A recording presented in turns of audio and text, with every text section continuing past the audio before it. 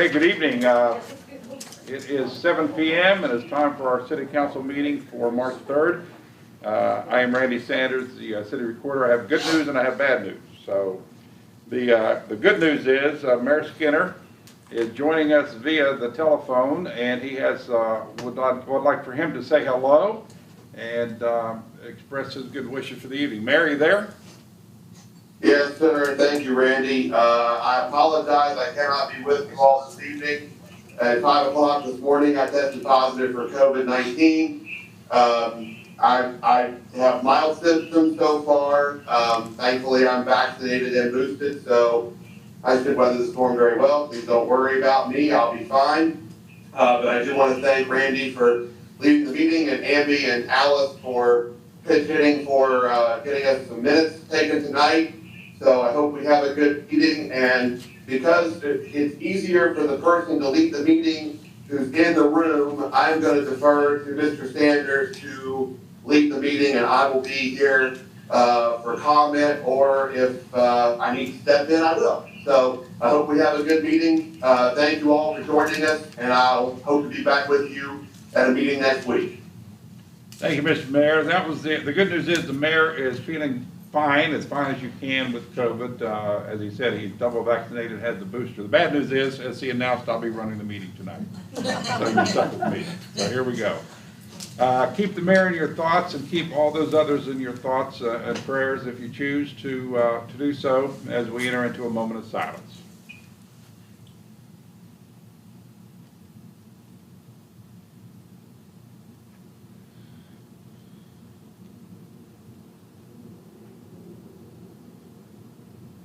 Thank you. And now if you'll just join us for the pledge to the flag. I pledge allegiance to the flag of the United States of America and to the republic for which it stands, one nation, under God, indivisible, with liberty and justice for all. Thank you. And now we're going to be moving into the recognized guests, so I will recognize our city attorney, Tom O'Neill. Thank you, Mr. Sanders. I appreciate it. It's good to be with you and be with everyone else tonight. Our first recognized guest on the agenda is Mr. Rusty Webb, the Webb Law Center in Kanawha County.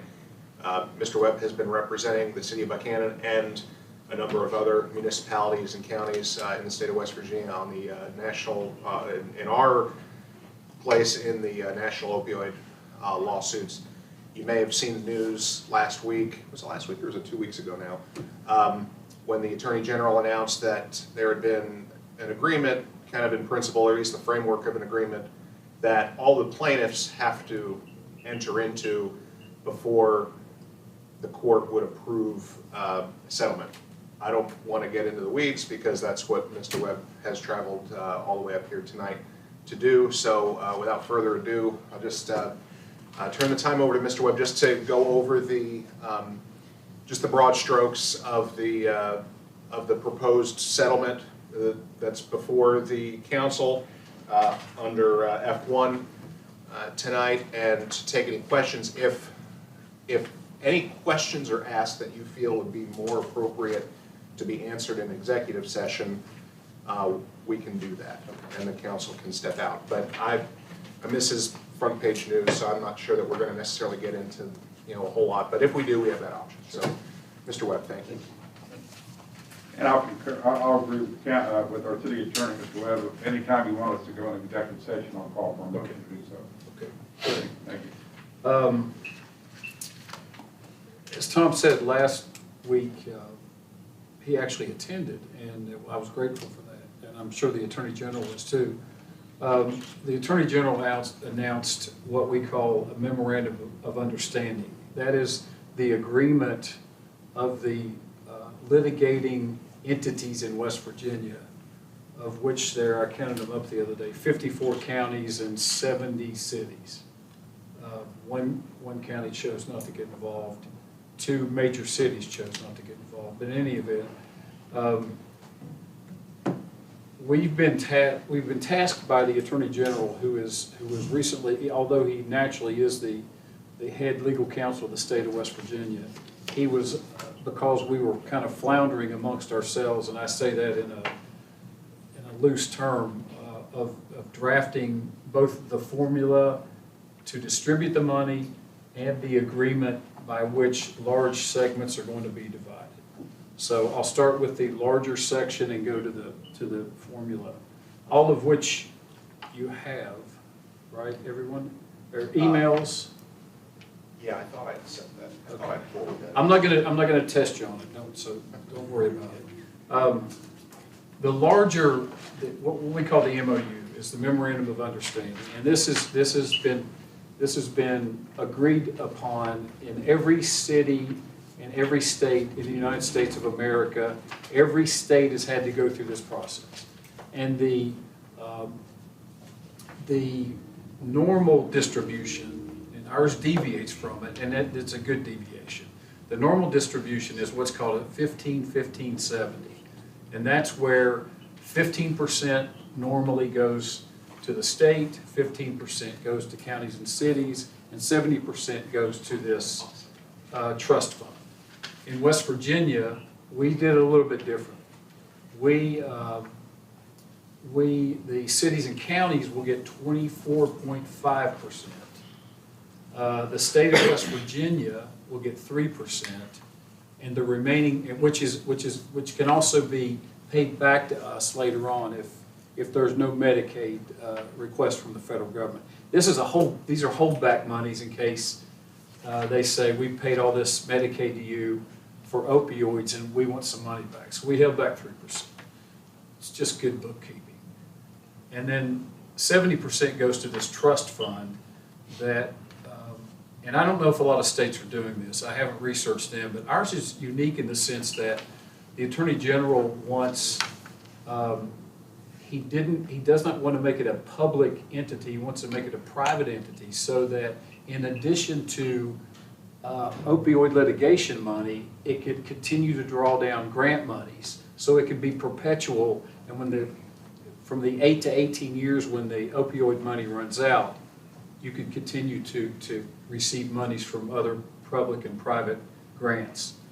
And that's pretty unique, and that was part of his announcement. When you get to what you're interested in, which is what is Buckhannon getting, there's a chart in your packet, and again, I'm not going to make you go through it. I'm going to help you. What we've done is we've used $100 million increments. So if suddenly $100 million were distributed through this process, and I'll explain why that's probably not going to happen in any one lump sum, but if it were to occur and happen like that, Buckhannon would get $166,653. So let's say we get 30 million. So you just take that number and multiply by 30%. And the way it's broken down in this formula is there's a national formula where the group that I'm with, called Motley Rice, they paid millions of dollars for a formula to determine how this money should be distributed around the nation. And it used things like where the drugs were prescribed, how many MMEs, population, and impact. And so it tried to do be both population conscious, but more critical to West Virginia, impact conscious. And I'm going to jump around. You'll note that we are not a part. You'll note if you watch the news or pay attention to this, we are not a part of a $26 billion settlement that all other 54 states and the Indian nations are in. We are not a part of that. And the reason we are not a part of it is because large populated states like California, New York, Pennsylvania, Texas, they all met up in Denver, Colorado sometime in 2019, and they came up with a formula that was heavily population-based, right? Because they're the big states, even though it's hard to say that, I know for a fact that California and Texas don't have an opioid problem, problem. They may have problems, but they don't have opioid problems. So they came up with the Denver, what's called the Denver formula. And the Denver formula was then adopted by everyone. Everyone embraced it except us, because we are the state that has been the most impacted, and under this formula, we would be the state that would get the least amount of money. So they started using this formula, for example, and I was on these phone calls. I was on phone calls that started in March of 2020 related to the Purdue bankruptcy. And my authority to be on those phones was because Huntington and Cabell, whom I represent the city of Huntington, were allowed to represent all the small cities and counties in the United States on this committee. So I was the city of Huntington's representative, and I saw it coming from a long distance that they were going to make this a population-based formula. And I was like Chicken Little. I kept crying, the sky is falling, and nobody heard me. So inevitably and ultimately, the Denver model was adopted by the Purdue bankruptcy. It was adopted by Mallinckrodt bankruptcy. It was adopted by the distributors and the one manufacturer in the national settlement. And those are the three big distributors. Those are McKesson, AmerisourceBergen, and Cardinal Health. And then one manufacturer is Johnson & Johnson. So of the $26 billion, $5 billion is coming from Johnson & Johnson, and $21 billion is coming from the three big distributors. And that's going to be paid to those cities, counties, and states over an 18-year period. Distributors will go 18 years. Johnson & Johnson will pay out in 8 years. So we held out. We held out because it wasn't fair to us, the state of West Virginia, to be a part. And at one point it was us and the Indian nations, which is an interesting combination. We were the two holdouts. In the last couple of weeks, the Indian nations, the Cherokee Nation in particular, settled their case. So we're the only holdout. So within the state of West Virginia, let's get back to Buckhannon. Within the state of West Virginia, we're using what we think is the more fair and equitable formula, which we call the National Class Action Settlement Formula. And it was developed, again, like by our co-counsel, who is Motley Rice out of South Carolina. And that's where these percentages come from. So within the state, say between, and I'll use the best examples, say between Upshur County and Buckhannon, within the state, the metrics are health, police protection, fire protection and corrections, judicial and legal, public welfare, housing and community development. So those were the metrics, intrastate metrics. Like who gets, we know what we're getting, but why are we getting what we're getting? And we're getting what we're getting within the county based upon this metrics. So, back to the MOU. More important to Buckhannon is this. You can, and he is perfectly capable of doing this resolution, but I've drafted a form resolution for you if you need it. You can use half of the 24.5% to creatively pay yourself back for funds where you had to shift funds from one department to the other because of the opioid epidemic. Okay, we've seen that. I've seen it. You know, it happens in every city where we were going to build a playground, but because of the drug opioid and its collateral issues, which is theft and burglary, because you have to steal to get your drugs. Because that happened, we couldn't build that playground. We had to shift the money over here and buy another cruiser. I mean, I'm just going to keep it simple, because if I go any further into that, I'll say something stupid like, things that they use, first responders use, so I'll stick with the cruiser. So you can pay yourself back for it. In the future, the other half of the 24.5, it has to be used for abatement, meaning prevention, education, treatment of drugs, okay?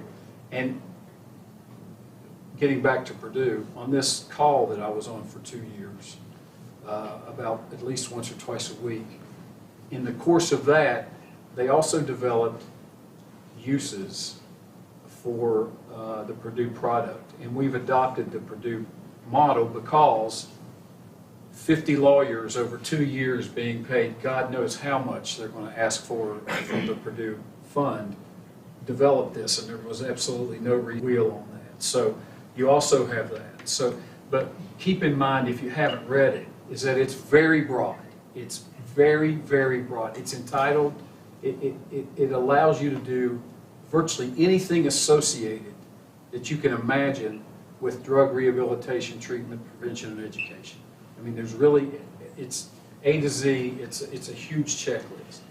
The other thing that you can do, if you are so inclined, is you can collaborate with your county, you can collaborate with other cities, you can do any of that type of thing. And I wanted to tell you that when you get into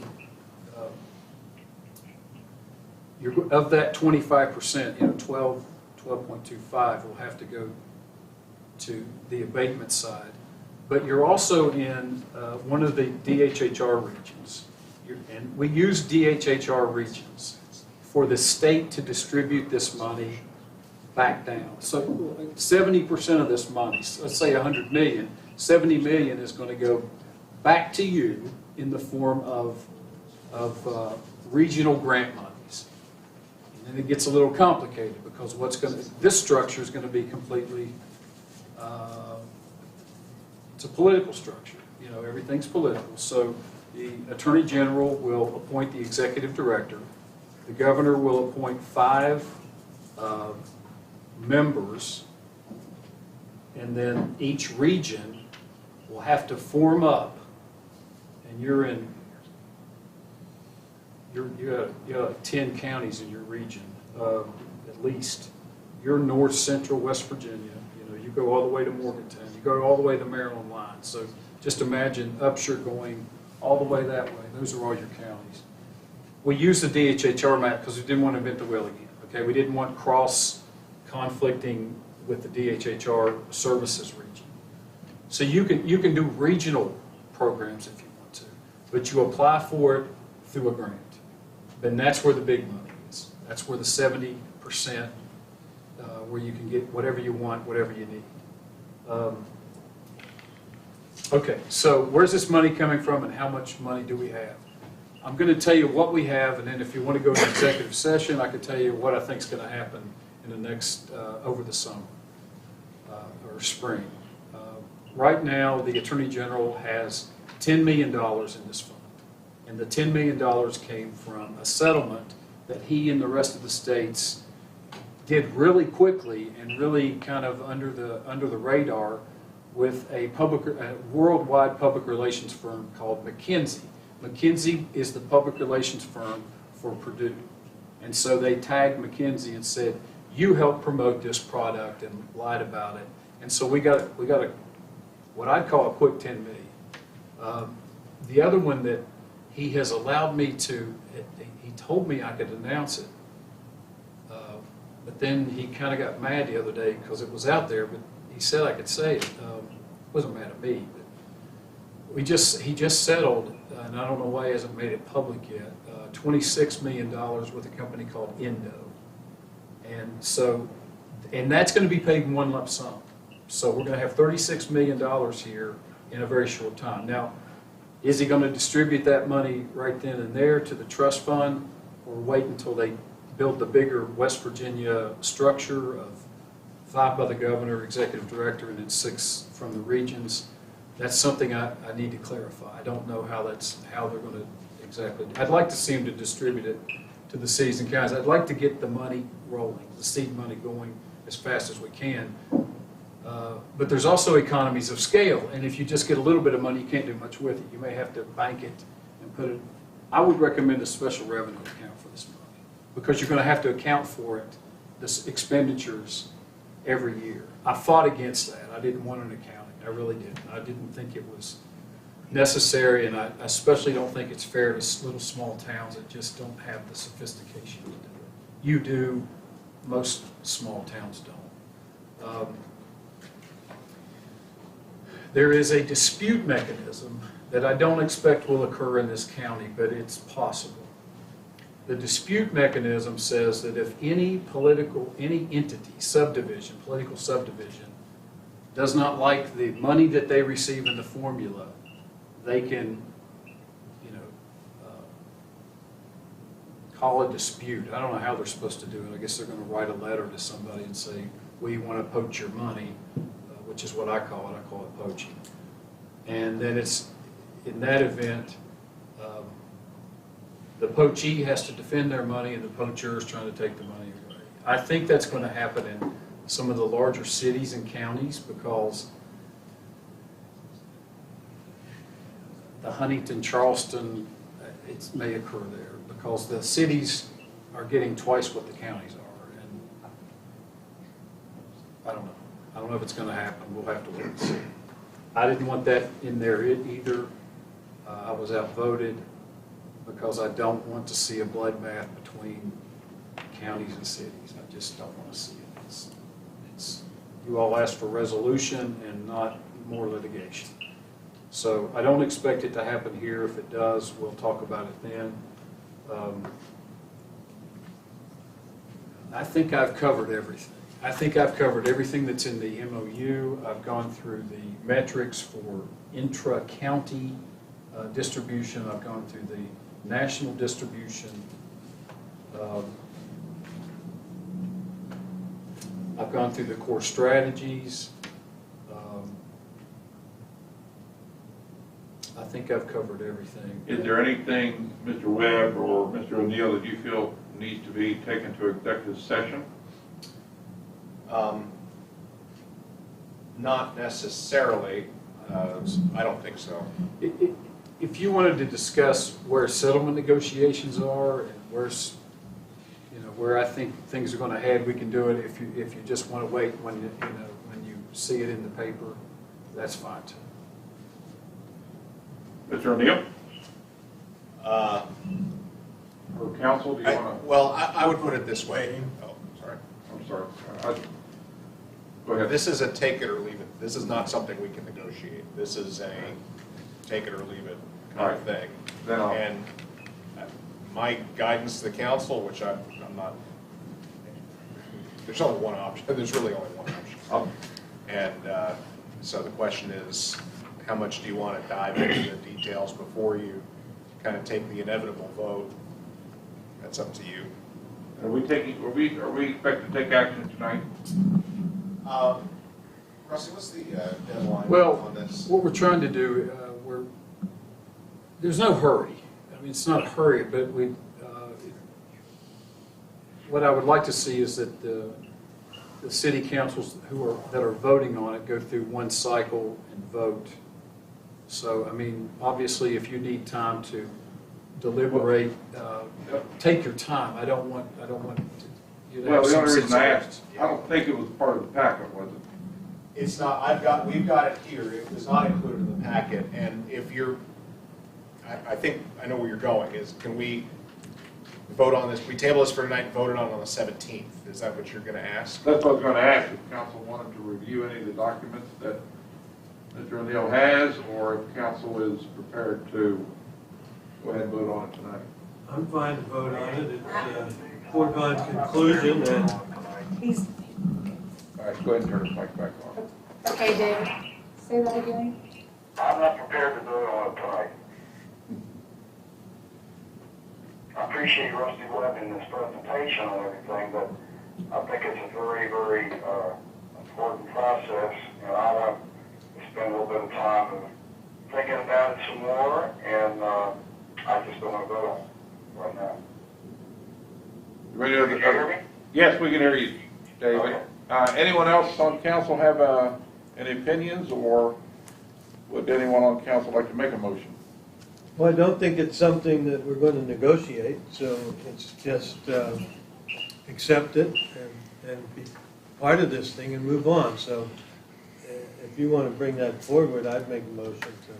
Well, then the chair, with the chair's prerogative, will move F1, possible executive session, possible action, national opioid litigation settlement plaintiff distribution plan to the table. So it's now at the table, on the table for discussion And and to work motion. I move that we go ahead and move this forward. So that's a motion to accept and sign the agreement? Yes, motion to accept and sign the agreement. Second, yeah. All right, we have a motion by Mr. Rollins, a second by Mrs. Lewis Sines. Does any member of the council or Mr. Mayor, any further discussion? I would like to make a further discussion, Randy. Okay, Mr. Thomas? When this was initially brought up to the council a number of years ago, I had some concerns about the process of the litigation and the negotiations, and what were the clients or the patients actually would be receiving in this process.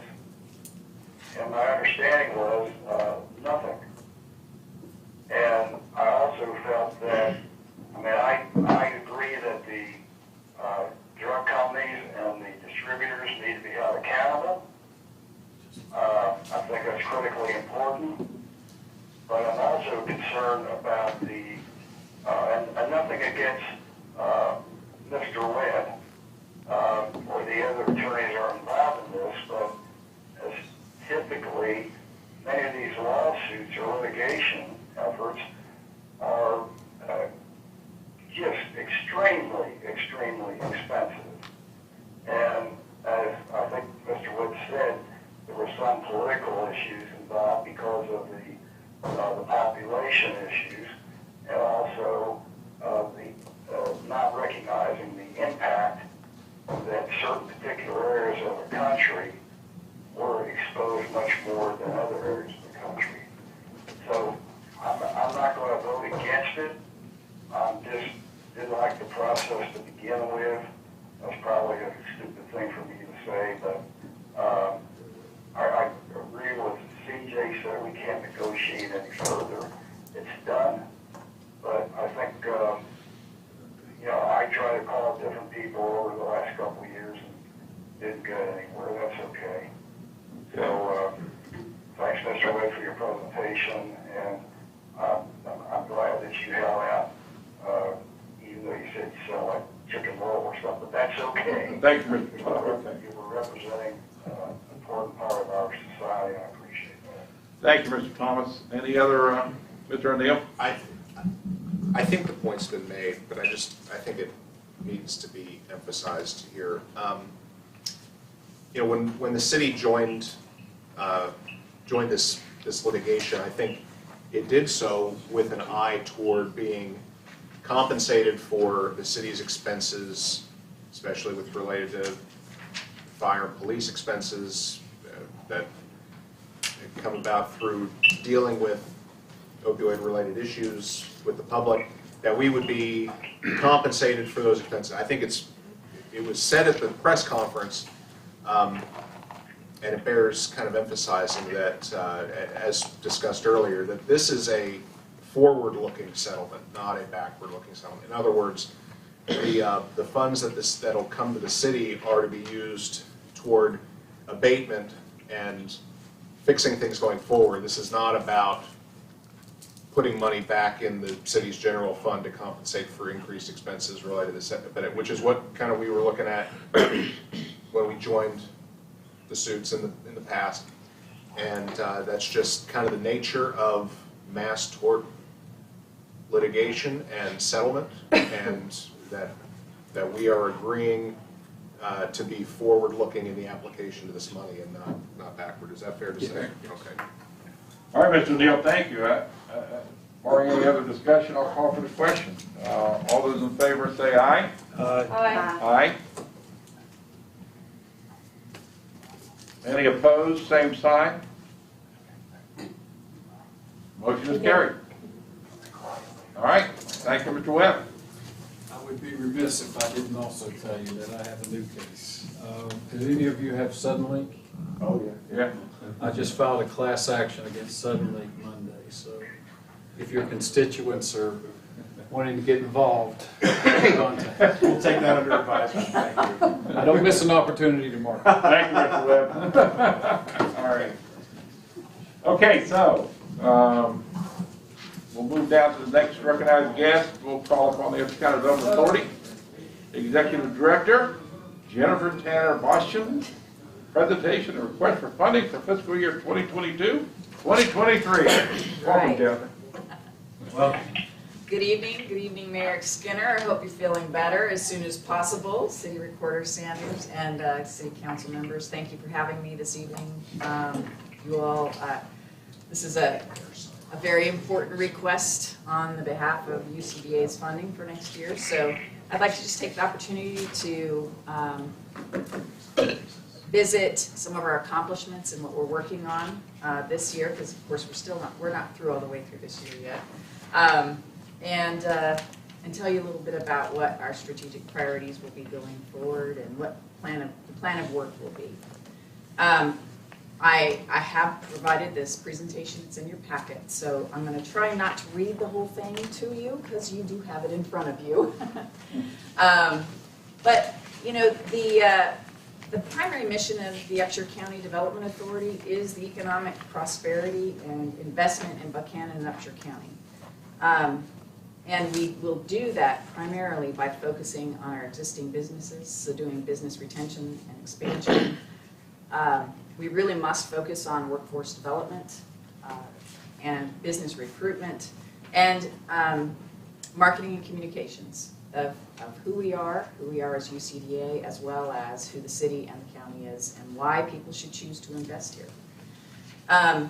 Always our vision is going to be inspired by a community that will embrace growth, that will embrace a regional spirit, have innovative business enterprises, and where we look for new opportunities, but we also honor those traditions that are so important in this county. To keep our eyes on what's been successful and not let that go. So UCDA, number one in the last year, has undergone a national search for a new executive director, which was no small bit of business. It was a big undertaking and expensive. And I feel very honored to have been given the position. I've been involved in economic development for over 25 years in a whole bunch of different ways. Everything from being a site selector to help companies find locations, working with communities and regions, states all over the country on their community plans. I worked for a major Class 1 railroad doing industrial development, but this is the first time that I've been able to do economic development for my own community, and that is so meaningful to me because this is where I live. And but it is definitely a different perspective from in economic development, doing it at the local level. And so I really am very proud of being able to do this and have the honor of doing it. So start at the top. UCDA has just completed its 2021 audit, and there were no findings. So I'm glad to report that so far the fiscal management of the organization is going very well. There are 2 industrial parks, as you know, in the county. We've been working long and hard on this booster station up at the industrial park just off Quarter H. It's nearing completion. There's just a few more things to do. I'm waiting for a pipe to be put in. Supply chain issues are getting in the way, but I'm working closely with Jay to make sure that we have all of the aspects needed so that I can turn that over to the city. We're also working closely with West Virginia Split Rail to get their split rail aspect of their business moved up to the industrial park. So that may relieve some of the logging trucks that go through the city. He is still going to keep part of his business downtown and on the property that he has that will be more related to packaging, doing his pallet work and that sort of thing. And he's actually interested in potentially looking for another either business partner or to sell that business outright. So we may be doing some recruitment as well. Out at Brushy Fork, as you know, Aaron's auction house and what is it? Oh, Outpost is he calling it? It's going to be a really nice new business out there. I know he's getting ready to do some opening activities this weekend, and then we have the Buckhannon Terrasauna facility. Right, both of the, or all of the medical marijuana facilities that are under production had to be in production by December 31st of last year.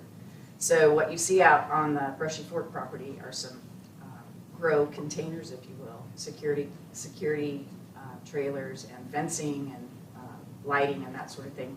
It's a temporary facility while they're undergoing their construction, which is underway now. The UCDA hosts the Small Business Development Center at the Innovation Center. And small business development, I think, really got crimped and sort of put to the wayside during COVID. Not much been able to happen, but we'll be starting up our programming again in partnership with the Chamber and the Small Business Development Center. And so you'll start seeing communications coming out about small business kind of marketing classes, cybersecurity, all of those kinds of things, anything related to starting a new business. And then I just wanted to give you a sense of how important Upshur County is to this business coach. There's 7 small business development centers in the state. They're state employees. And Susie has probably 7 or 8 counties in her region.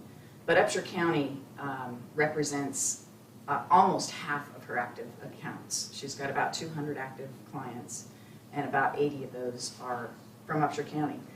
Last year, her work brought in $2.4 million new capital in business startups. So, and it varies from year to year, but she's doing very well, and she puts a lot of effort. And I think just her presence in the Innovation Center really focuses what she does here. So I'm very happy to have her, and she's a great business partner.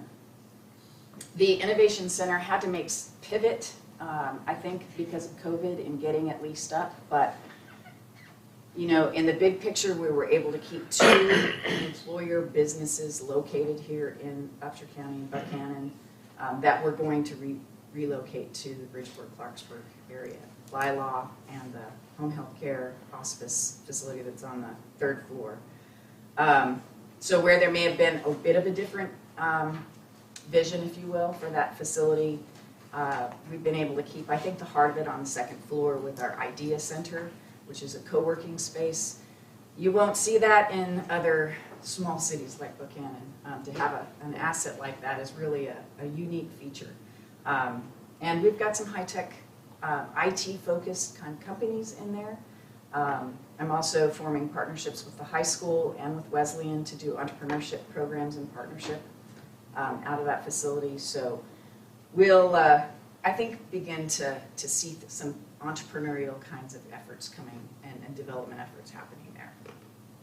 Please feel free to stop me if you have questions anytime, okay? I don't mean to, and you know, I think we really were under some pressure to get that building leased up, honestly. The new market tax credit financing is fully in place, and we have to start paying that back. Mm-hmm. We are going to be, in 7 years, forgiven all but $2.1 million of that investment of that building. So it's a very complicated financial deal, but in the end, I think, and I would like to bring more kinds of educational courses to our county to really teach us how to do that more often if we can take advantage of that ability. So watch for some of that to come, more new market tax credit financing courses for our stakeholder groups. What I mean by that is governments and our banking and developer and investment community. Armory Pharmaceuticals completed the purchase of the old Armory, so that was really nice to get that off our books and put it into the bank account as a nice little nest egg. And they are under production and have said that they will have an opening celebration to come, you know, as they get closer. That facility is very high tech. They can run that whole thing from a cell phone, and it's a really, really cool place. They'll have some significant employment related to their packaging and different products, but they're taking a very pharmaceutical approach to the cannabis growth and kind of how it might work within the medical field. Could I stop here and just, what type of numbers of new employees do you think the two facilities will be bringing in? You know, it doesn't take a lot of people per se to grow the plants. And as I said, that is a very high-tech aspect of it. They can do that almost all remotely, manage the HVAC systems and humidity and watering and all of that. But where they'll have to do it is in the, as they harvest and create the different products. That's really where the employment, I think, and of course administration, security. I don't have any solid numbers. I would be guessing really, but somewhere in the range of 20 to 40 people per facility. Per facility, okay, thanks. I'm being really honest though, I am guessing. Right, sure, we understand. Okay. UCDA has been really active, of course, in growing our broadband infrastructure. We continue to look at options, supporting grants as they come about, trying to support especially MicroLogic, our hometown company here. I mean, I would love to see a small town internet service provider go to become a telecom company, and that's really where they're putting the skin in the game on that. So it's really great to see. As part of my number one job when I got hired was to get a strategic plan in place for UCDA. They haven't had one in place in about 10 years. So we did a business survey, which has never been done by UCDA with the business community here. And we had a fairly good turnout on that. 150 businesses replied. We did focus groups and are getting ready to adopt a new strategic plan. A lot of what you'll see in here comes from that, but the board will actually adopt it hopefully next week. So this is the strategic priorities for the next 5 years that will kind of guide the organization.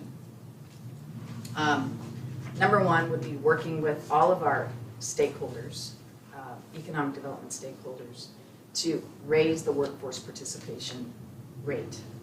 West Virginia has about a 55% participation rate in their workforce. It's the lowest in the country. We've got to get it up. I think we're going to have to get it up by recruiting people to come live here and find other innovative ways to get people to come back into the workforce. So that's one of the strategies. Promoting and assisting in developing of our quality of life things. Again, this goes to support recruiting people and businesses and keeping those businesses here. Focused around housing, keeping our downtown district strong. I'm going to say general retail, but that doesn't mean I'm going to go out and recruit retail.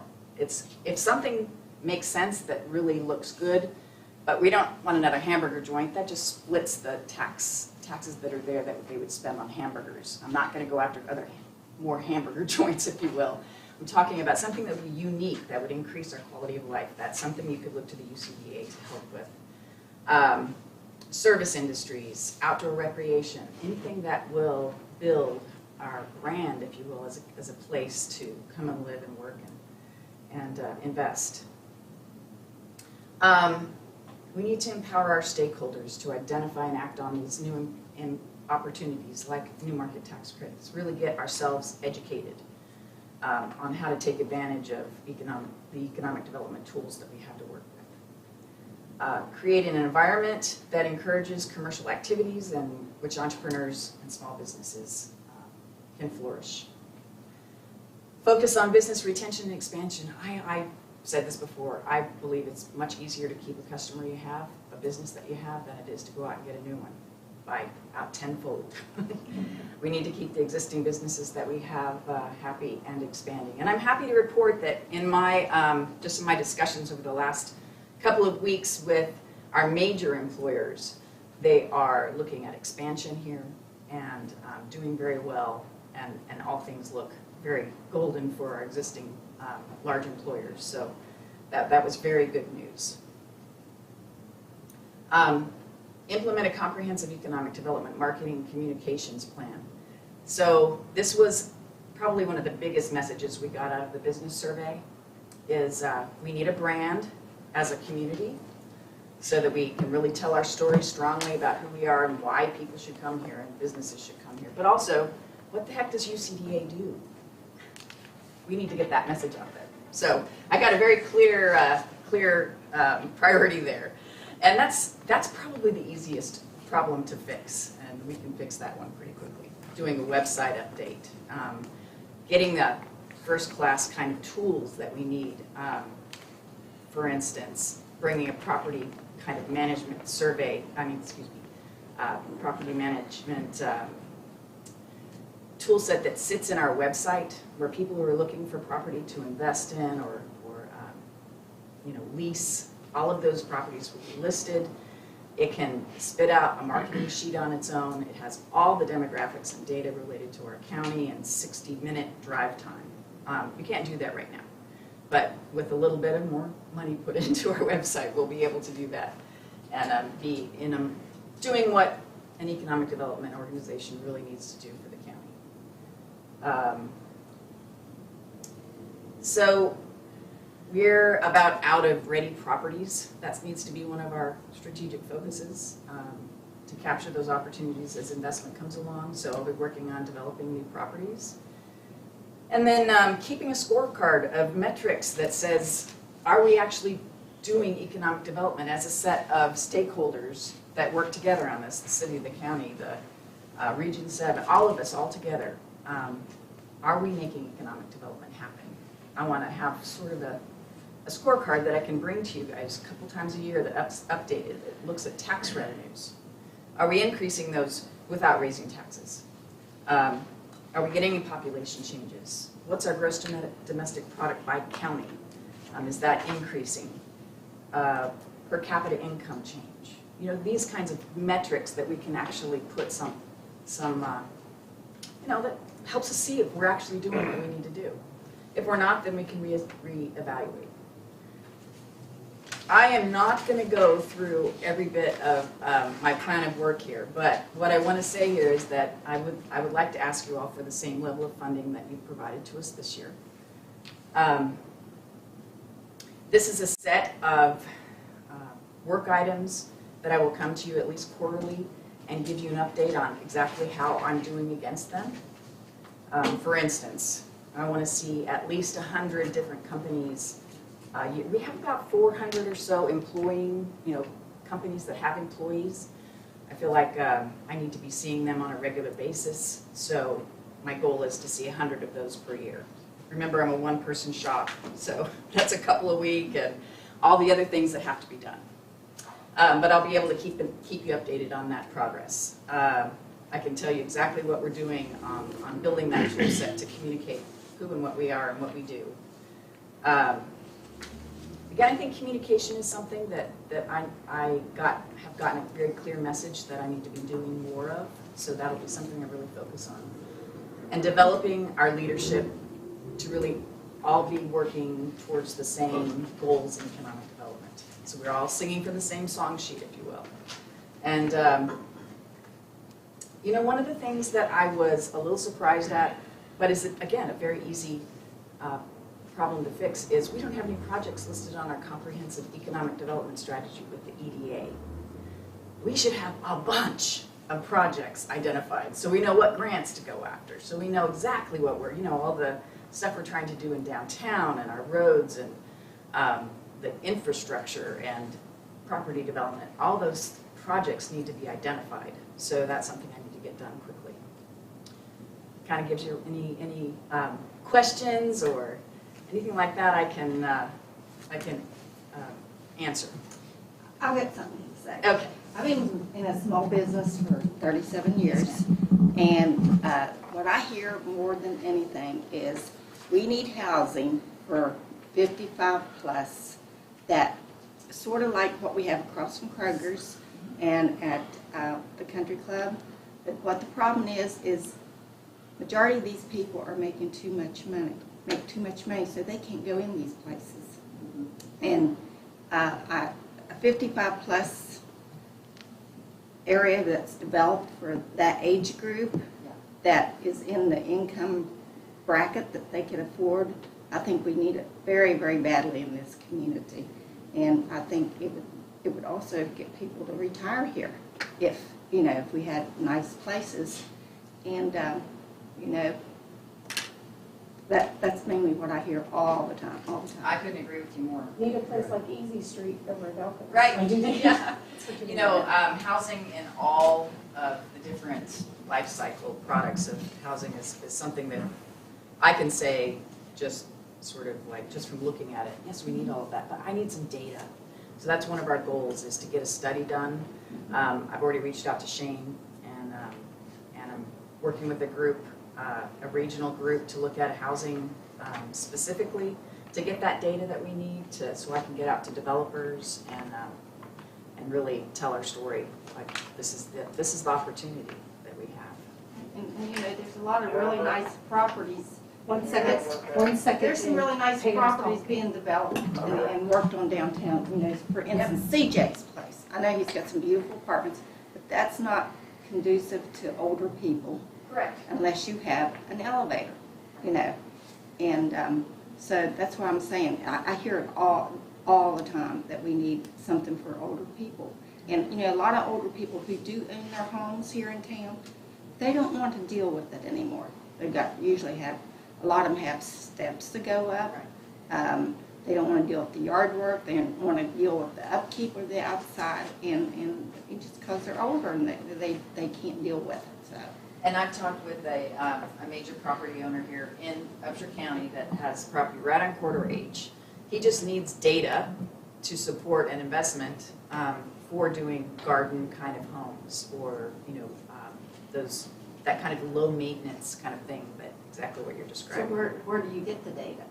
Well, we'll get it either by working with my preference would be go to a private consultant that really works on housing market analysis. But there's other ways to go with that too.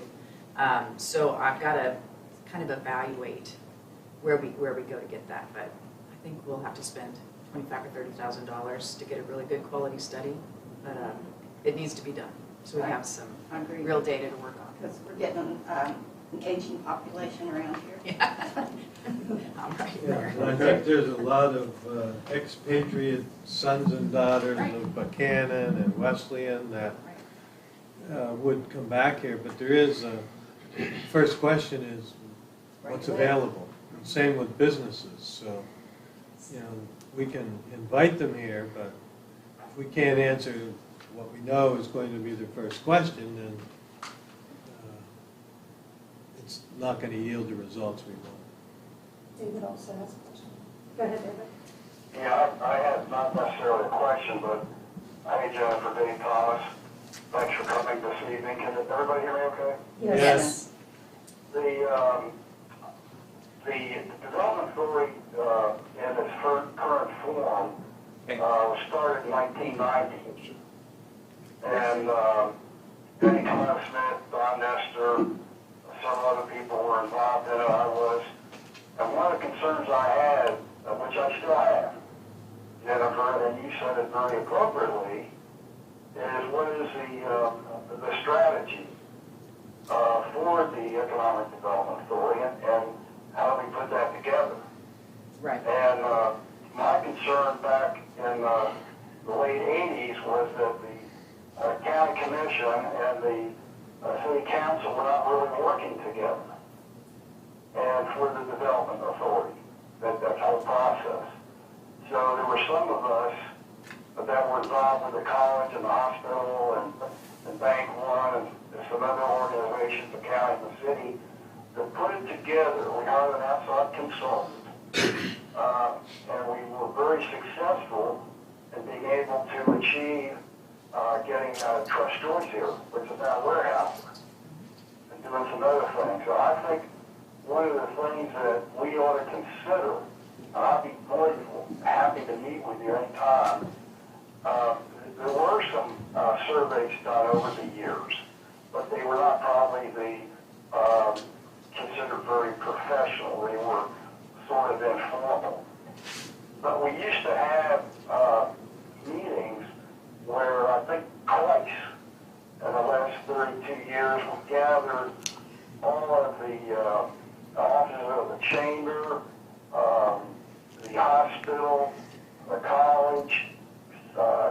council, commission, what you would say for better, and restaurateurs and so forth, sort of the movers and the shakers of the community, but also have a process where we can ask everybody. And I think that's something that needs to be done continually. As you said, strategically, we need to take a look out there and where we are. And also, I remember when I first moved here in 1984, this community has made a lot of progress. We didn't have a Walmart, we didn't have a Lowe's, the different types of organizations we have today. So it has, the community has been enhanced quite a bit. But I agree with you, it's something that we need to focus on and work with Region 7. And I appreciate you coming here. I would actually support giving a little bit more money to the Development Authority. I'm singing my song. There's an off button right over there. And maybe even a little bit more. Thank you, David. Thank you. Well, just in answer to that, if you take a look at the second page here, top line is developing our board of directors, our city and county leaders, and community stakeholders, really, so that I'm thinking we do this on a quarterly basis. Maybe it's we get together and have breakfast, I bring in a speaker, we talk about something, a particular issue, much like, we're really good at this. Create has gotten We us had Denver in. VU come down a couple times with some of their That sort of thing. professional consultants and so forth. But I think we can solve a lot of problems just by getting people in a room together. So that's one of the things that I definitely want to get done. I'm going to see if any other council members have some questions or comments. No, I think you're doing a great job. You hit the ground running. Yes. You're here several times, and Keep up the good work. Thank you. I am trying. I think you're doing a fine job and a great presentation. Thank you. And I appreciate the meetings I've been in with you. You're very professional. You come well prepared. I appreciate that. So, thank you. I have some things that we need to do from a marketing perspective. For instance, videos that I would like to come back before you all and ask for an additional contribution just as a partner in that. But I won't do it tonight. But so I appreciate the plug. All right. Thank you. That's all I have. Thank you so much. Thank you. thank you, Jennifer. Okay, so now we'll call upon Dennis Cortez, Upshur County Parks and Recreation Board, for his presentation.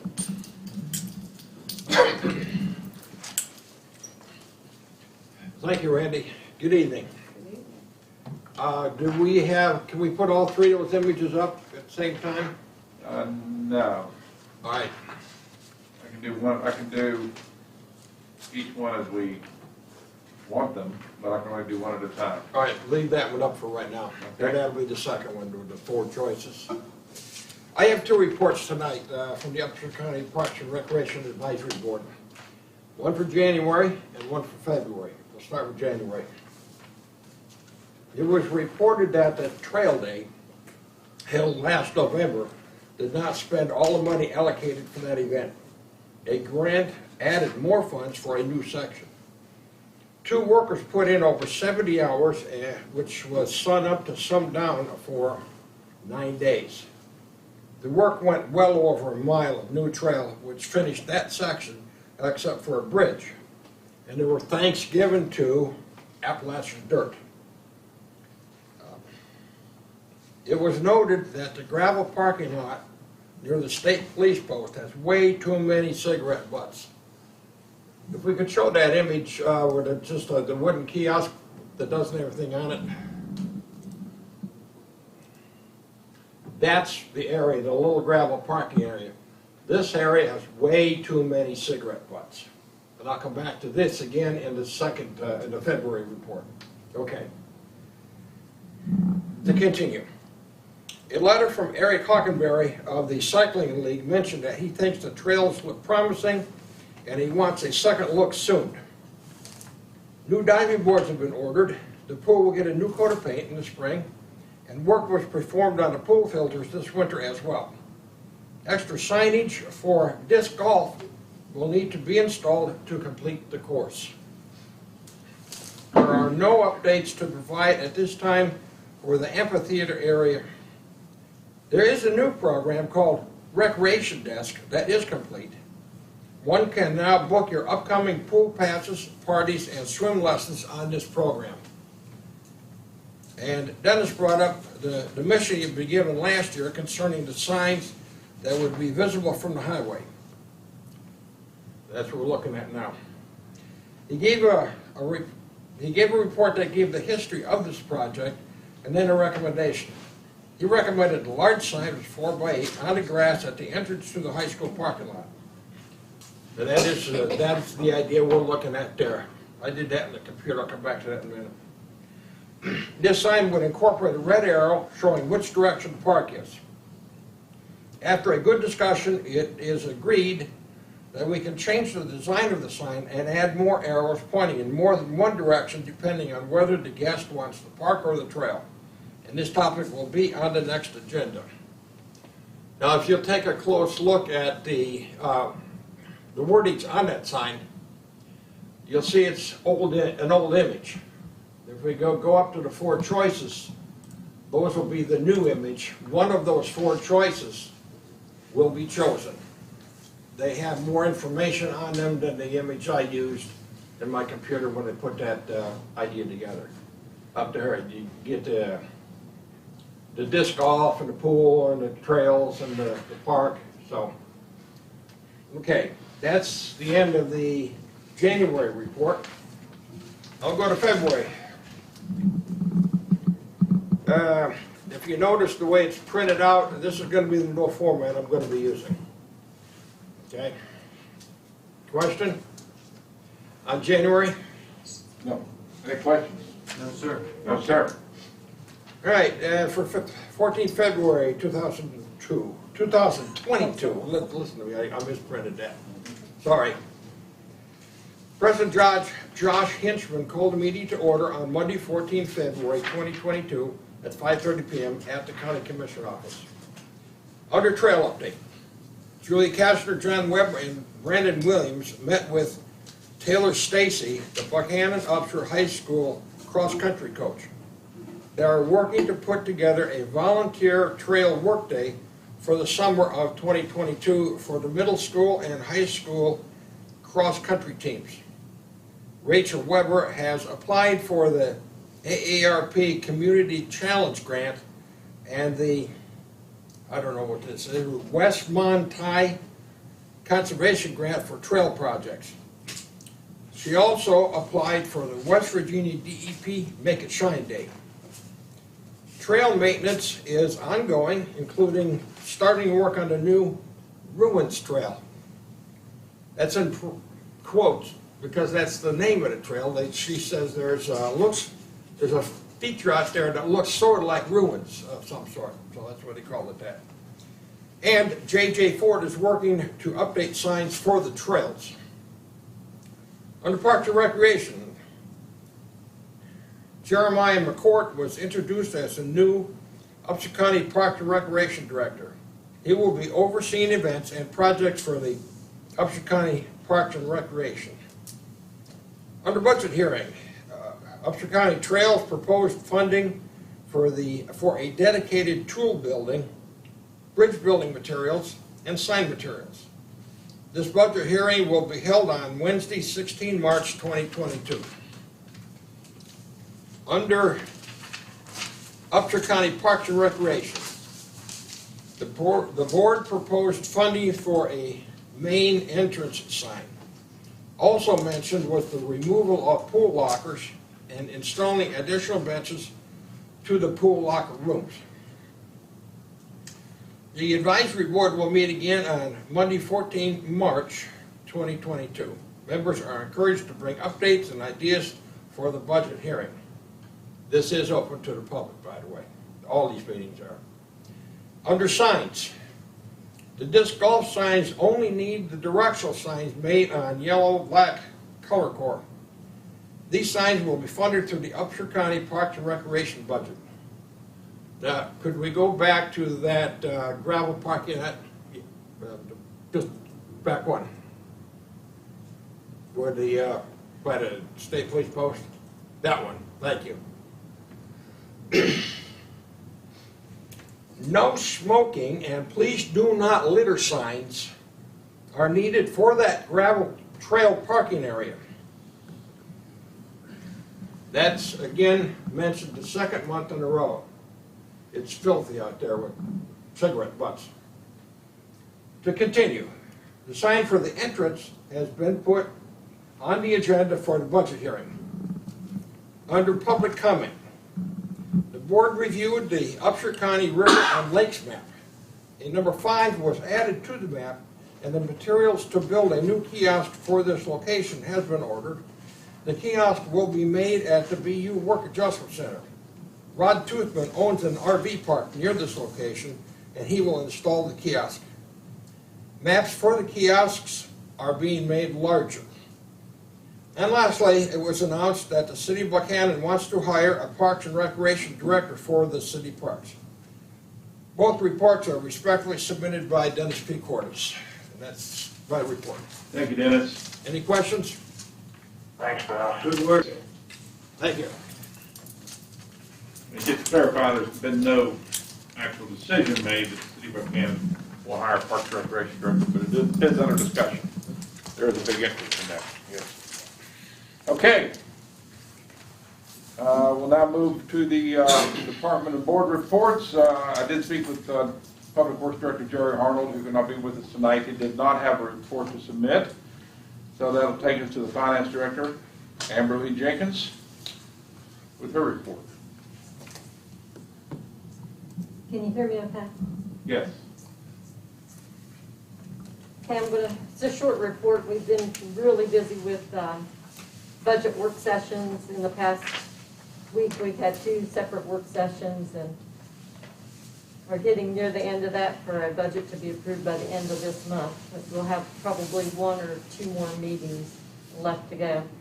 So we'll give your balances for the end of February in your general fund and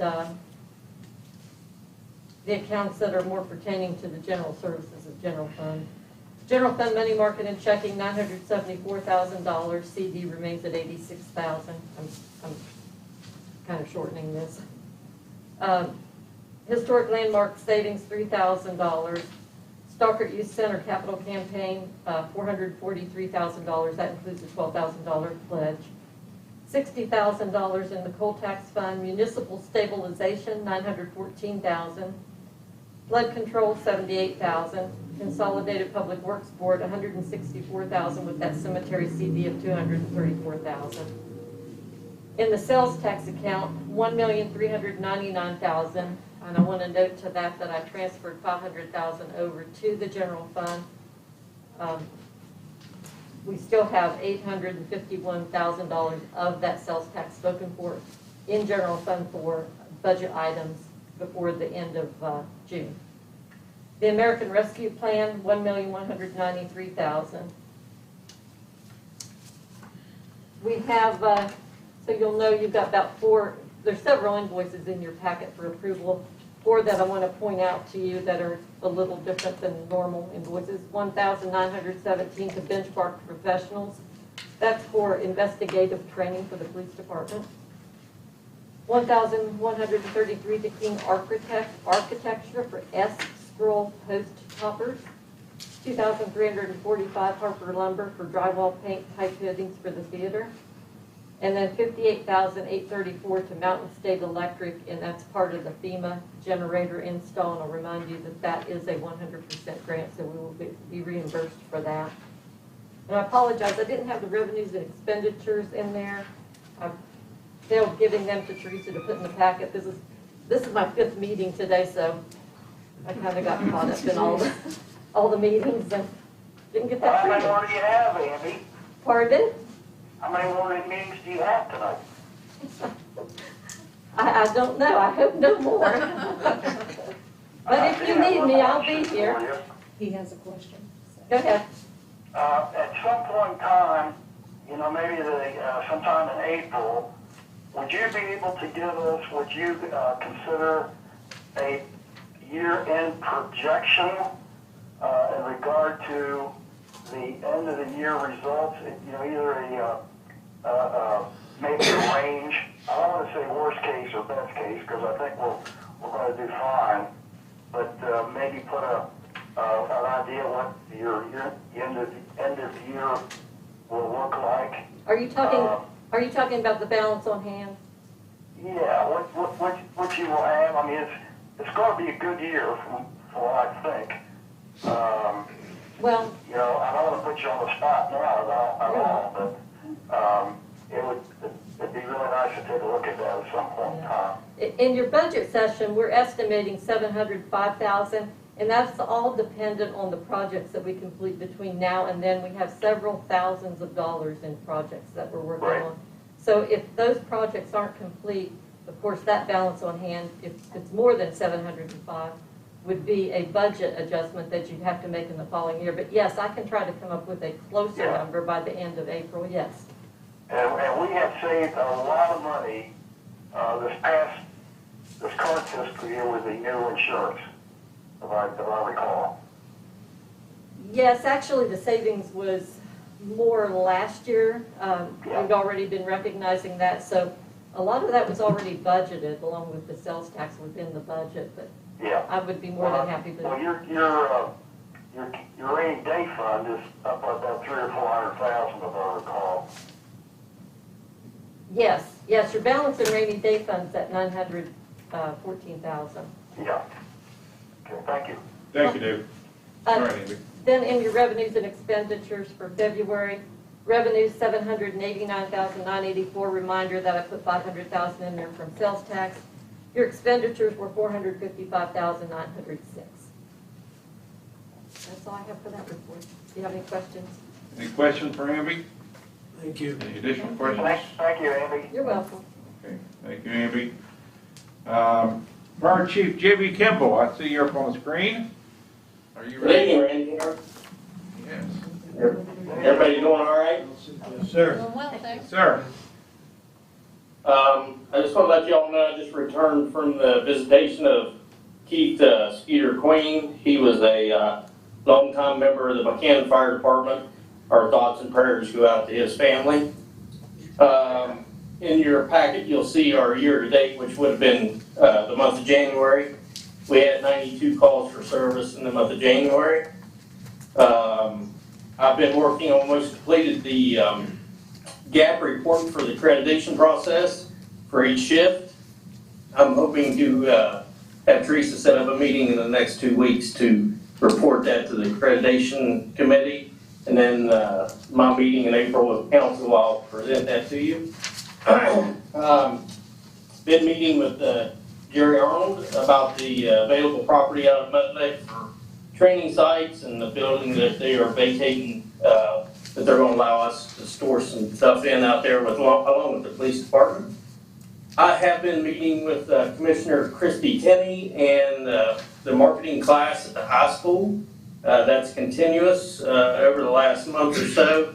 They are making a visit to the fire station on March 11th to get familiar with our works so they can create a marketing process to try to recruit volunteers to local fire departments, not just the Buckhannon Fire Department, but all the volunteer fire departments. So that's a big positive. It's really interesting talking to our youth at that age group. Also, a couple other little things. Since the first of the year, we have had, especially in February, several fires where we've had family members transported injured in those fires. I want to remind everybody to have a working smoke detector in their house. It does save lives. We are in the process of trying to get some detectors donated to the fire department to give out. We ran out in December. So as soon as we get some of those to put out to the public, we'll notify everybody by our Facebook account. We, in January, we did have the burn trailer here from WVU Fire Service Extension. That's a joint effort with the City of Buckhannon Fire Department and the Upshur County Firefighters Association. And that was a $9,100 venture jointly half and half to get firefighters from all over the county here to train.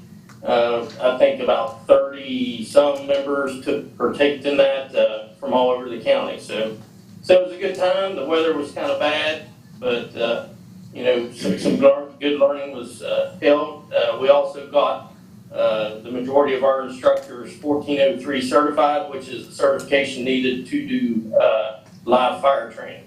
So now that is complete, so we can move on to some live fire training and maybe some older houses as the process goes on. So if you have any questions, I'll answer them. Now, David. David, did you have a question? I had a question, JB. I didn't mean to interrupt you. I thought you were finished for some reason. But what does a smoke detector cost? Smoke, just the mineral detector is about $6 at the local merchants. You can buy smoke detectors if you have gas heat and you want a carbon monoxide detector, joint one. They're about $25. Well, I will make a contribution to the fire department for $100 for smoke detectors, and I'm sure there'll be a lot of other people that would do that too. You're right. It's something that can save lives, and I should have it and ask for the different districts where they have their volunteers and so forth. It just makes common sense. Yeah. Thank you, David. Just to let council know, roughly about 75% of fire fatalities happen in households that don't have smoke detectors in them. So out of the roughly 5,000 people that die annually, about 3,500 of them die in houses that don't have smoke detectors. So. Well, I think we take that to heart. Exactly. Any other questions for Chief Kimball? Chief, thank you very much. Thank you. Stay safe. Thank you. You too. City Attorney Tom O'Neill has informed me that he does not have a formal report. Takes us down to the correspondence and information. So, council, in your packet, you have for your review the FOIA request from West Virginia Open the Books, reason payroll documents of city employees and elected officials. You have the notice of special public meeting of the Buckhannon Historic Landmarks Commission on April 5, 2022 at 6 p.m. Reason for that meeting is information, grant opportunities, design criteria, guidelines for the Buckhannon Historic Districts. Early voting schedule for the primary election of May 10, 2022. List of candidates filing in Upshur County for the May 10, 2022 primary election is part of your packet. Deed for property purchase, 61 East Main Street. And finally, West Virginia PEIA letter reason fiscal year 2023 finance plan premium increase. Our consent agenda. E2 is the approval of building and wiring permits. E3 is the approval of payment of bills. As far as E1 is concerned, we have the minutes for your approval for January 6, 2022 and January 20, 2022. Those are the only minutes we have for approval tonight, so I would entertain a motion to approve the consent agenda as described. A motion from Louis Sines, second from Buck Lou. All those in favor say aye. Aye. Aye. Any opposed, same sign. And motion carries. Other strategic issues for discussion and or vote. We've already dispensed with F1. F2, discussion possible action event request, West Virginia Strawberry Festival. This is their annual request for parades and events 2022 use of city-owned property and services during the 80th annual event scheduled this year from May 14 through May 22, 2022. Did we get an updated letter from? One from January 19th. I don't think so, Randy. We really need to get that. I would recommend that we table this request until the March 17th meeting and see if we can get the official list of streets and everything because there are several items that are changing this year. And I would rather the council support this as the official request and not piecemeal it. I agree, Mr. Mayor. So I'll make a motion. So we have a motion to table by Mrs. Bucklew and a second by Mr. Rollins. All those in favor say aye. Aye. Opposed, same sign. It is tabled. Okay, so now we have discussion, possible vote to create the Buckhannon Parks and Recreation Board of Directors and to direct the city attorney to establish the ordinance. Who would like to, Mr. Rollins, would you like Yes, to sir. address that? We've had several meetings, we've discussed this, what our intentions, if we do this, what we're going to try to accomplish. And I move that we direct the city attorney to begin to start this up. I'll second. I've got a Okay, question. we have a motion by Mr. Rollins, a second by Thomas. Now for discussion, Mrs. Bucklew? Yes, how many people are we planning on putting on this board? Well, that hasn't. Good question. I would recommend no more than 9. I think that's too many. It's a lot. I'd go 5 or 7. 7's a good number. I I can think live. there's an adverse relationship to the number of people on a committee versus what they accomplish. Mhm. So 7? This is, so can I express, Yes. I think this is a process, this is not something that's gonna be ready for the meeting 2 weeks from now. And what I would probably do is convene a working group, as long as there are no more than 4 members of the council that attend those working group meetings to, at any one time, to get some input on how you want the form. I mean, I can draft an ordinance, but I want to draft an ordinance that you envision, so we need to communicate about what's going on. So over the course of the next couple of weeks, my intent is to reach out to every member of council and sit down with each of you in small groups so that we don't violate open meeting laws, and hash out the details. And it might take a little while, but we'll get there. When do we hope to have this put in place? Well, I don't think there's not a date or deadline, but obviously as soon as possible. So it's a progress that's in the works and has been moving along very smoothly and very quickly. But it will take a few weeks for Mr. O'Neill to have the meetings to get the. I mean, I can start the meetings next week. Yes. I've been having the meetings and Probably the second that's- council meeting in April would be a good timeline. I work well with deadlines. I work better with deadlines.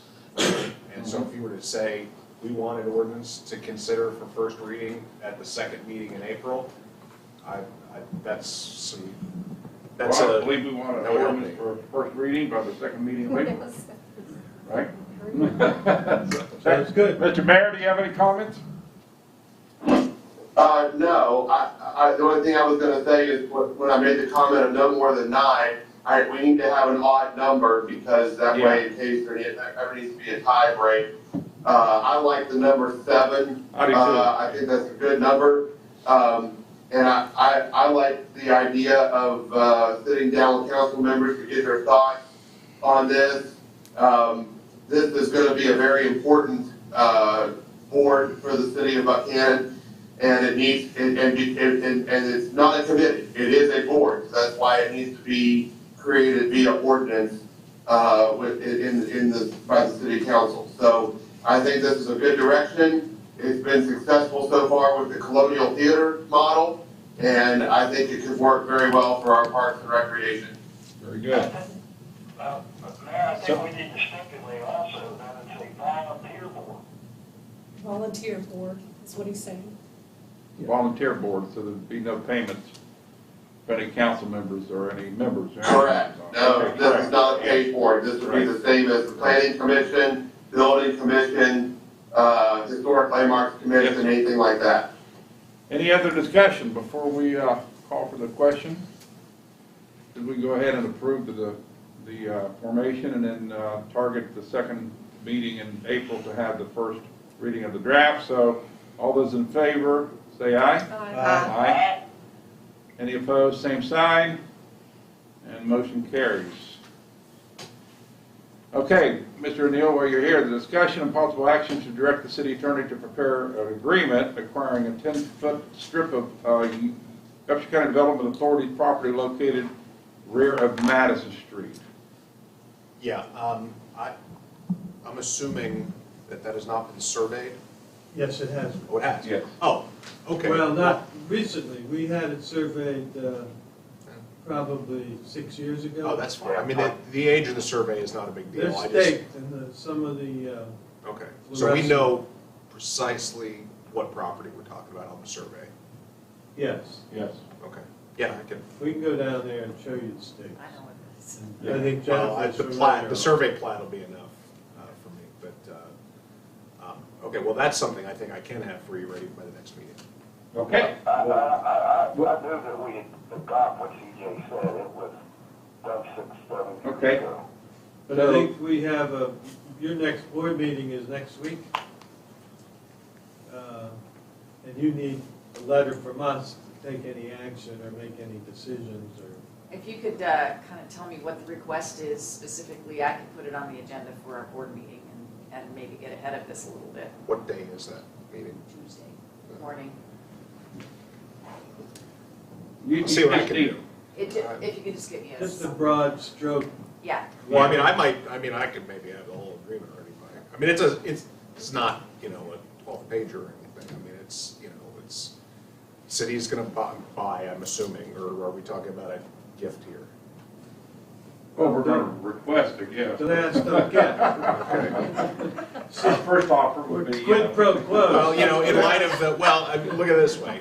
The city gave the Development Authority that corner lot several years ago that the Innovation Center is on, and now Yeah. it's, you I know. don't know that we need to justify, but the request would be that they I don't think the city needs to convey justify. to us that 10-foot strip that really doesn't represent any value, so. Okay, no problem. Yeah, it'll be our. They can request. obviously come back and request some payment, I guess. Who has that survey plat? Bennett did the survey for us gratis, so it would have been, I don't know if Melody or has a copy of it. It may be questionable, so. I'll reach out to Dan and see if we can find it. I said it was in the development period. They'll have that. Okay. Did we get a motion on that? I move that we, Thomas has moved, you second? sure. Okay. So Thomas and Rollins have put on the table a motion to direct the city attorney to prepare an agreement requiring the 10-foot strip of UCDA property located at the rear of Madison Street. All those in favor say aye. Aye. Any opposed, same sign. The motion carries. Okay, thank you. F5, approval auction contract of 39 Sedgwick Street and 31 Upper Drive. I've reviewed it, I approve it as the form, I don't have any objection to it, there is one issue that, You want an executive session Yes. now or after the meeting? It would be after a meeting, it wouldn't take long, I mean, Okay. just a short history of this, you tasked me to get that property auctioned, and I sort of tried to review, sorry, Tom, some auction companies. I tried to reach out to the Department of Agriculture, which actually license auctioneers, to get a list of real estate auctioneers, because the company we normally use does not auction real estate. So I kind of viewed who had the biggest market. I kind of landed, it's up to you, on Joe Arpaio. I asked their representative to stop by and take a look at the two properties we had. She gave me some pointers on what to do to help this along. They have a pretty big market area, digital marketing. They don't charge anything for the auction service to us. We would have to pay for it, which by code we have to, advertising these properties, and then they would help market them out. $1,500 to do both the properties. Which property? It's the 39 Sedgwick and 31 Upper Drive. Yeah, it's the two, it's the, 1,500 for each property? Oh, he's asking, is it 15 per property no, 1,500 altogether. altogether, Dave? Okay, thank you. And they, one thing though, more importantly, is these properties were purchased as tax sale properties. There were some issues with them anyway, and we wouldn't have bid on them at tax sale had they not been, or there were liens on them. But more importantly, I wanted to ask for you to have a executive session because I'd like to see what you want to do as far as if you want to have a reserve on that. But I need to talk to you about that in an executive session, if you're Okay, interested. so we'll hold that after the. Well, do you have a perspective? I Aye. Any opposed, same sign. Motion carries. Final item is Mountain Cap of West Virginia letter of request for financial support, which is in your packet. And Amby, do you want to? Yeah, I can just tell you real quick. In Just an your overview? Yeah, in your packet, you have a request for Mountain Cap. They've asked for some financial support, and as usual, I said, we'll send a letter, council will have to review it. You know, we're working on budgeting sessions. It's entirely up to council. And can I say something? let me preface it by saying I will abstain from any vote or discussion because as a landlord, I do have clients that receive funds from Mountain Cap. So just having stated that, then I'll open the floor for discussion. David? Well, I've been involved with Mountain Cap years ago. I was on their board and chair for a while. And they're a phenomenal organization. They really are. And they have a very dedicated board. And Kathy McMurray has done a phenomenal job as the executive director or director of Mountain Cap. But I think one of the issues I have is as a community, city, we have so many worthwhile organizations within our sphere of influence, so to speak, or the city limits. And how we're going to go about deciding which particular entity deserves something from our tax base. And I think that's a very, very tough question. And I don't think we're prepared to open up that door right now.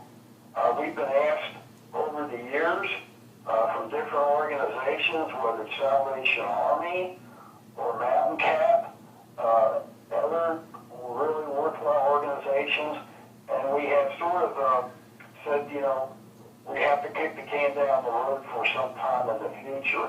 I don't know that will ever happen, but I support Mountain Cap. I think they're great. I think the people involved are great, and I feel the same way about Salvation Army. I was involved with that for 20-some years, and they asked at one point in time money from the city also, and again, it was the same comment. So I support it. It's a great thing to do. I would ask people when they're doing their taxes and they got a little bit extra money that they didn't think they had, these organizations are phenomenal. You might want to consider a donation. Okay, thank you, David. So, are any other discussion, or does any council person have a motion? Well, I agree with David because there is a lot of organizations out there and some that we don't even think of or even think of until they came forward. So I want to make a motion that we do not do this at this time. So we have a motion to deny the request. We have a second? I'll second. We have a second. As I said earlier, I have to abstain because of my relationship with tenants in some of my properties that do benefit from Mountain Cap. So we'll call for vote. All those in favor of denying the request, say aye. Aye. Any opposed, same sign. And motion carries. We do that Saturday. Pardon me? It's not a fun thing to. Right. No, it is a wonderful group, but the comments made by Mr. Thomas and Mrs. Buckley were well taken. Dennis, you want to be recognized again? Yes, please. I just want, let me come over here. I just want to thank Randy for working with the pictures I sent in to put them up on the screen. I appreciate it. Thank you. My pleasure. Thank you, Dennis. That takes us down to comments and announcements. We begin with Mrs. Buckley. I'm just glad to see a lady from, I can't remember her name. Jennifer. Sorry, Jennifer. Lady. The lady Jennifer. It's nice to see a friendly face from the UCDA to come and speak to us. And also, want to keep Robbie, our mayor, in our prayers that he gets over the COVID and doesn't have long-term effects. And we all need to say a prayer for Jack Rigger, who is battling pneumonia. And, you know, he's had a really tough time with COVID last year, and pray that that doesn't go into that. So I appreciate that. Thank you. Thank you, Pam. Mr. Rollins? Yeah, I'll agree with what Pam says. I think this thing may be, you know, once we all get it, it will be over. But I think we're in the all get it stage. You know, a lot of us have avoided this thing for some time, but it's time has come. So I hope everyone stays well and works their way through this, and maybe we can come out the other side, and this summer could be a reawakening. So, Thank you, CJ. Mr. Thomas? Yes, thank you, Randy. I just want to say that I agree with CJ. I had COVID 3.5 weeks ago, and I also got exposed to it last night, so I'm quarantining myself for 5 more days. And I pray for everybody that's got COVID, hasn't currently, or is going to get in the future. My prayers and thoughts go out to Skeeter Queen and his family, and my prayers and thoughts with Jack Rigger and also Terry Cudroy. Terry's had some health issues recently, and I've been fishing with him for 23 years in a row. Don't ask him about the stories, the fishing stories, because I won't be able to tell myself probably. And Jennifer, thank you very much for your report, and I'd like to meet you when I'm off this quarantine of myself, because I might be able to help out with the history of the Economic Development Authority and the challenges we faced over years and years, and the opportunities that are out there. And if I can help, please let me know. Thank you. Thank you, David. And as has been mentioned, Jack Rigger was not in attendance tonight. He has been diagnosed with pneumonia. As Pam mentioned, his previous bout with COVID. Jack Rigger, myself, and Amby Jenkins all graduated from the Buckhannon High School in 1970. Well, I shouldn't say the years. 1976. So that's what happened. That's what happened. So, Jack, I don't know if you're listening tonight. I hope you're resting. I hope you're not listening to us. But we send prayers your way, and look forward to having you back, full of energy very, very soon to interject your wisdom to the council. Sheila Lewis Sines.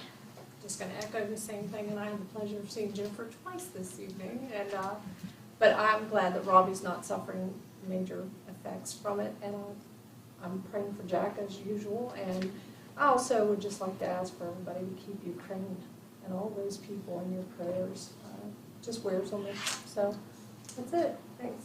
Thank you, Sheila. And as for my comments, I spoke about Jack. We spoke about the other folks who are suffering with the COVID and any struggles in life. Skeeter Queen was a very important part of the city structure here, the city family, so our hearts are with his family through all of this, and just wish comfort is bestowed upon all folks who have suffered and so forth. Those are my comments. I'll go to H, Mayor's comments and announcements. Mr. Mayor. Well, I have very few because everybody stole my thunder, so I want to thank council for working to create the Parks and Recreation Board. I think this is going to be a turning point for our recreational spaces in our community. I think that this is certainly a priority of us to, as we've noted before, it's economic development in its own way. When people choose to live in an area, they want good things, good spaces to be able to take their families to enjoy. So I'm looking forward to working with that group and seeing where it takes our public spaces. So again, I'm sorry I couldn't be with you tonight.